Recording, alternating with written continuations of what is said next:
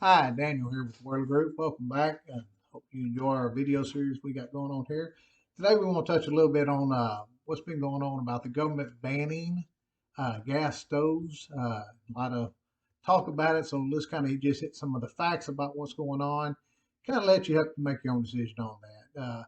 Uh, yeah, the Biden administration announced that they're considering banning new gas stoves. Of course, that's what the government says that, because they have adverse side effects and everything like that. It's all part of this green initiative. It's up to you whether or not you believe that's going to be an issue or not. If you do, then hey, you might want to look into what we have talked about here a little bit today. Part of it is what's raised all this concern is the Inflation Reduction Act that was passed back last August. In the Reduction Act, it was designed to lower the deficit and lower prescription drug prices, but we're waiting to see if it's really going to happen on either case. But that said, it also provides an incentive for clean energy, as we know. And if you've been thinking about buying a new electric stove, then you may want to pay attention because there's some good credits there that may come in your way.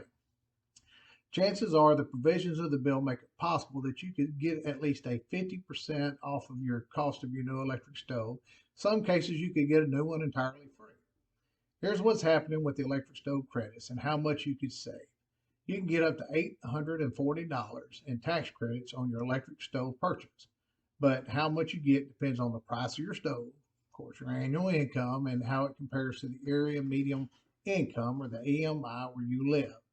Basically, what you want to do first is check your AMI. If you make about 80 to 150% of that amount, then you can probably get up to about 50% off of your price of your stove. If you make less than 80% of the AMI, then you could probably get back the whole $840. Of course, that's up to the 100% price of the stove. You're not going to get back 840 if you only spend 600. Note now, the Inflation Reduction Act does not reduce the out-of-pocket price.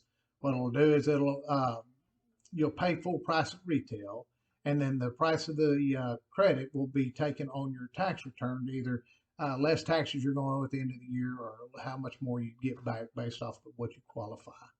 Now, again, the full details on how this electric stove rebate will be administered are still a little murky, but most likely you'll need to submit an application of some sort to find out how much of the electric credit rebate you'll get. And then also make sure to hang on to all your receipts as proof of purchase. You know how that goes with the good old IRS. And so another thing I like to point out real quick is that, part of that credit wasn't just for electric stoves. That just seems to be where everybody's kind of focused in on.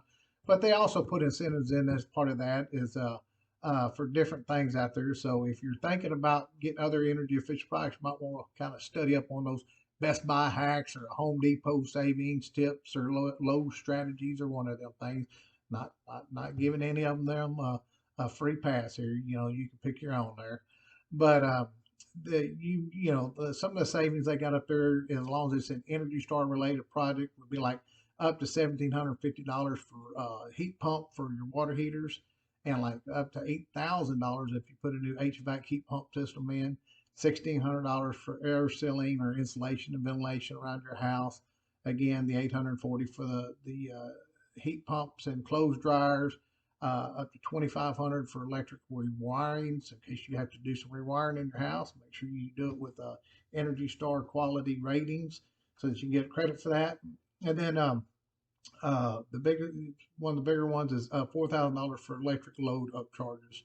So just take note these credits cannot exceed $14,000 for each home. So like if you remodeling your house, you do all this stuff, well, you're only going to get up to $14,000 credit for that total.